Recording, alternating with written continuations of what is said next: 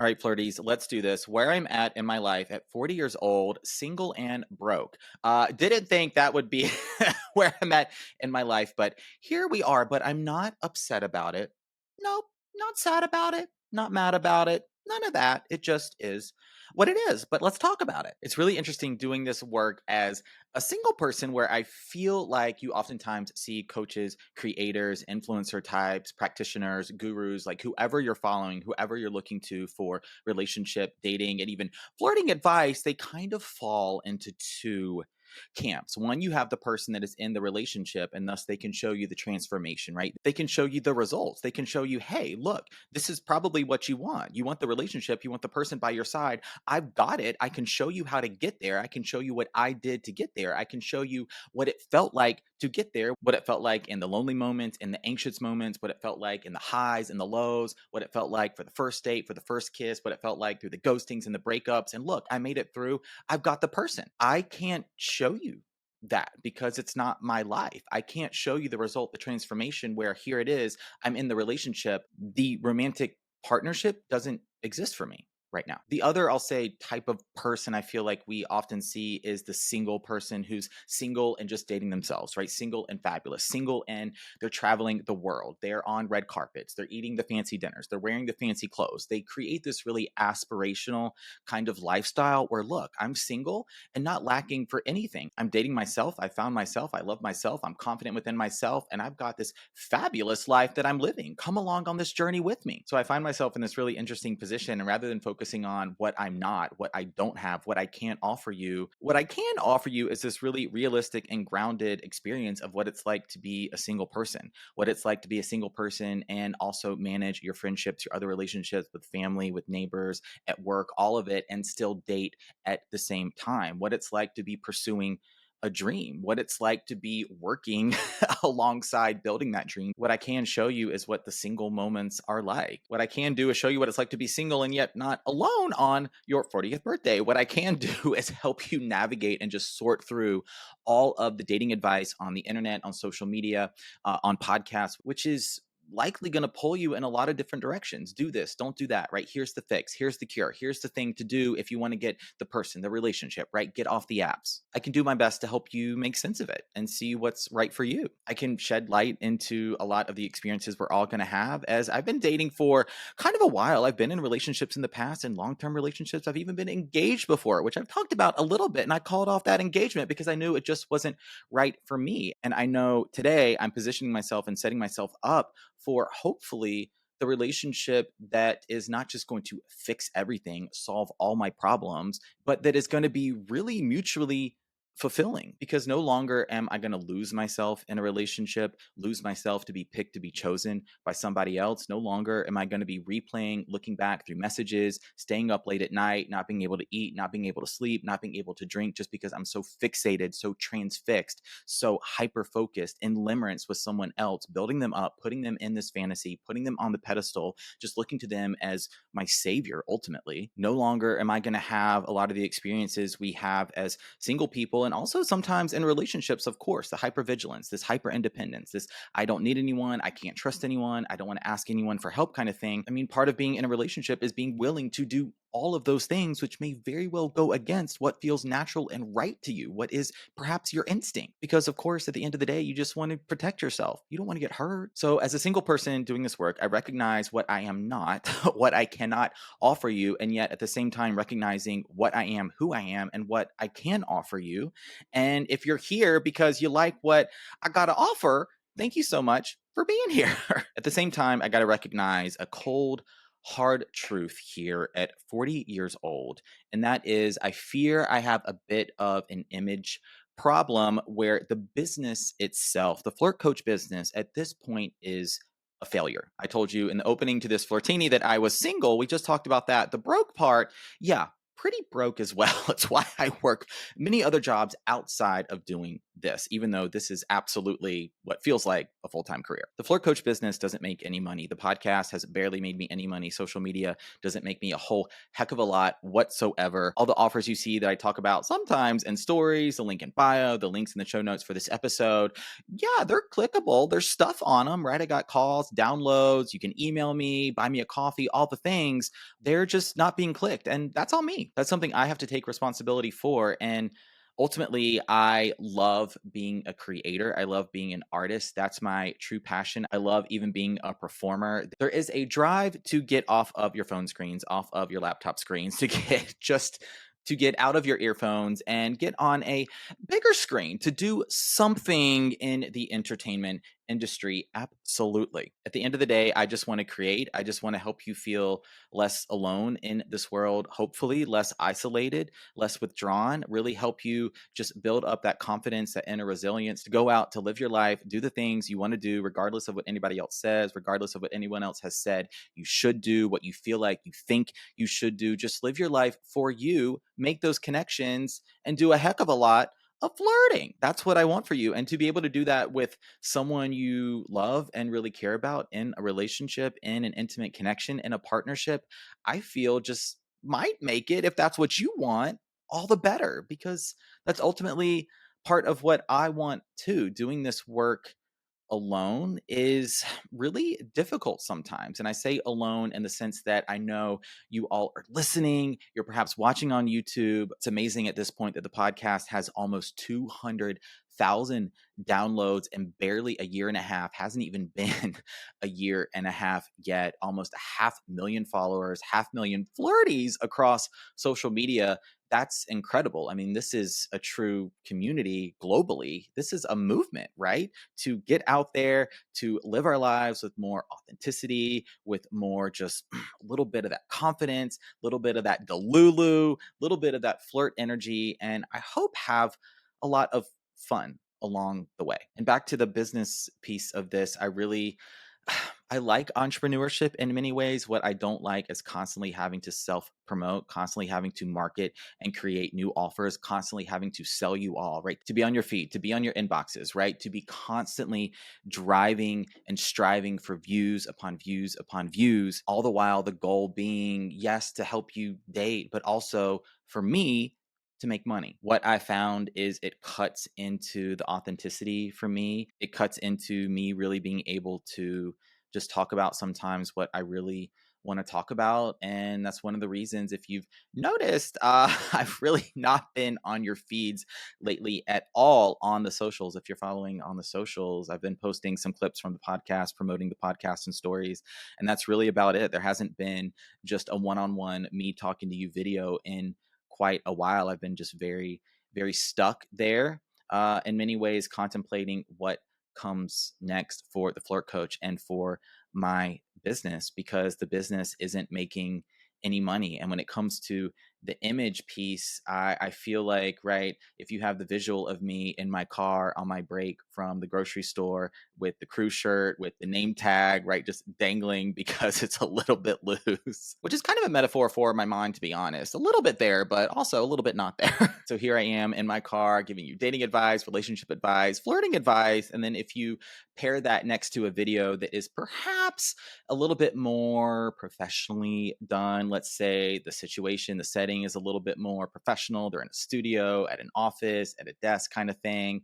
There's some better lighting, right? Better sound quality, and they're not in a grocery store uniform. Well, I feel like you might not necessarily like them more or like their advice more, but there is a little bit more credibility, a little bit more validity, legitimacy behind their message just because of the image that they have created. At least that's what I feel, and that's what I think. And that's part of the reason why the Flirt Coach business ain't businessing. It's both my lack of wanting to constantly be selling to you all and my image. I don't know how that's landing. I don't know if you agree or disagree, but that's just how I feel. And so what do I do with a business that's not making any money, right? Is it just about trying some new things? Is it about paying my dues, just pushing forward? Is it about just believing in myself more, right? Loving myself more? For me, no. It's about recognizing at this point, at least today, I don't want to run a business anymore. And so, what does that mean for the future of Flirtations? FlirtTube, FlirtTot, Flirtstagram. It means there's going to be some changes. As the theme of the season, this came through in the conversation with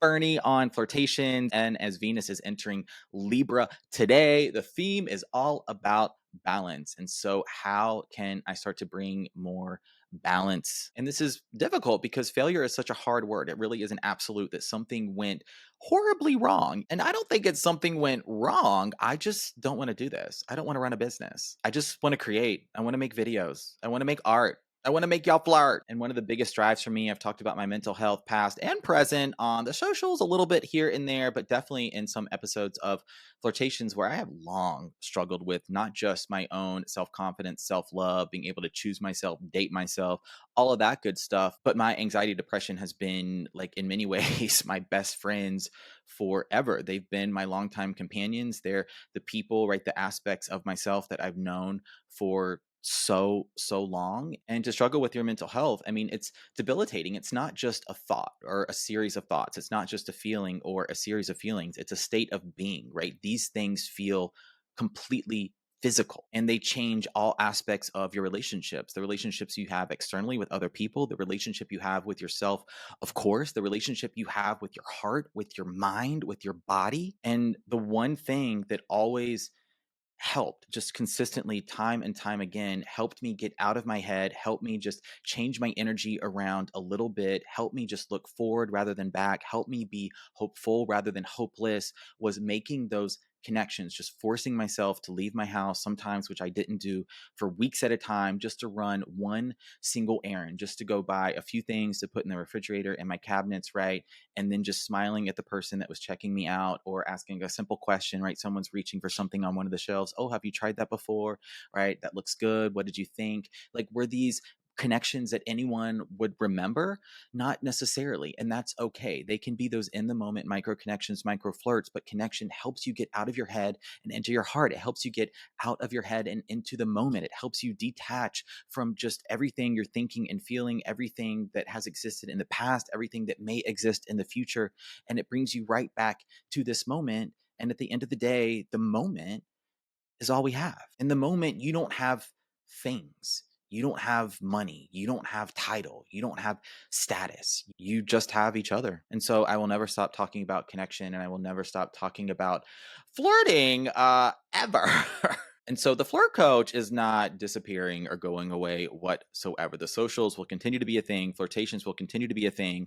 What those things look like moving forward, Flirties, I am not sure. I am feeling a switch up, a change up coming on the socials where, yes, I'm going to continue to talk about dating, relationships, and flirting. I'm not just going to, like, completely leave you hanging. I feel like that's a big reason why a lot of y'all are following, and I'm going to keep delivering there in the very near future. And yet I feel a push to talk about me a little bit more, but not in a selfish way, but in a way that I hope continues to really deliver on this theme of connection. And also, part of my background is I went to school for sociology and geography. I went to graduate school for urban and regional planning. I was a practicing city planner for 11 years, and connection has always been a theme in my life. And so I want to talk about what we're experiencing socially as well. Collectively, what are some of the experiences we're having, and how do they impact, influence flirting, dating, and relationships? See, it all ties back to flirting. Okay, so I think I've talked about being broke and single at 40. I've talked about a little bit what's going on in my life, what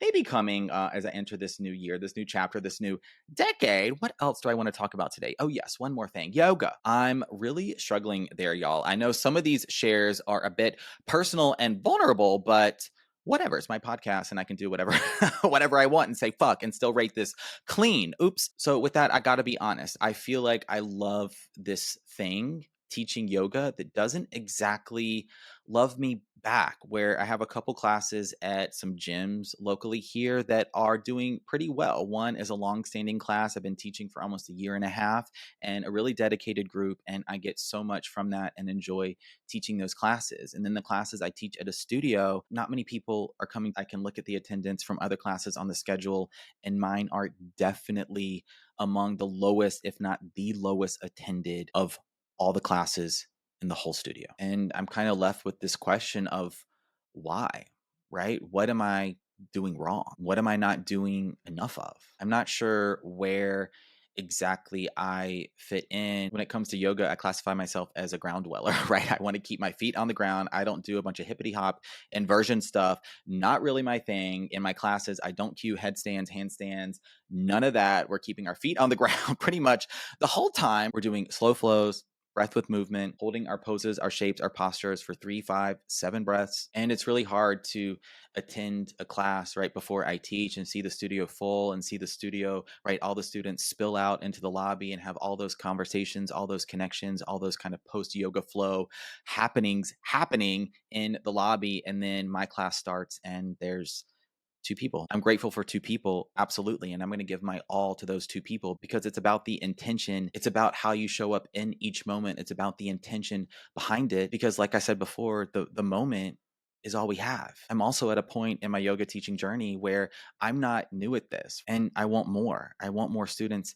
in my classes, not just because I can make more money and be less broke, but because I want to share what I'm teaching with more people. There is a different energy in studios when they're full. And so I had a fairly difficult conversation with a few of the studio owners. And a couple of takeaways I got from that conversation were one, to rededicate myself to being a student of yoga. I had forgotten what it was like to be a student of this thing that has given so much to me, even as teaching yoga in some capacities, in some settings, I feel like is maybe taking a little bit more from me than it's giving back. I can rededicate myself to being a student first, where I'd really only been doing yoga if I was teaching it, and I forgot how incredible it was to just be a student. And so I have become a student of yoga again. And one of the other takeaways from that conversation I got was networking, selling yourself, promoting yourself, all of that good stuff, which, as we've talked about thus far in this Flirtini, I can't stand.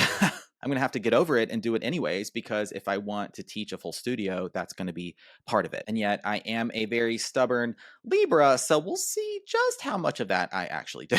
All right, so what's coming? What's next? Well, I am going to deliver a new episode of Flirtation throughout the rest of this month, with new episodes dropping on Mondays. You've got your Flirtinis on Wednesdays. You've got your fall flashback episodes coming on Fridays. And then the first episode in November is going to be somewhat of a farewell episode, as there are no guest interviews scheduled on the calendar. It's completely blank. I want to keep this going. I love doing this, and yet I got to recognize, got to do better at taking care of myself and paying my bills. So I'm going to be picking up a fifth day, going full time at the store at Trader Joe's, which is going to cut down fairly significantly on the time that I have available to do Flirtations. I'm also going to rededicate myself to being a student of yoga, which I talked about just a moment ago. And I'm really going to rededicate and double down on just my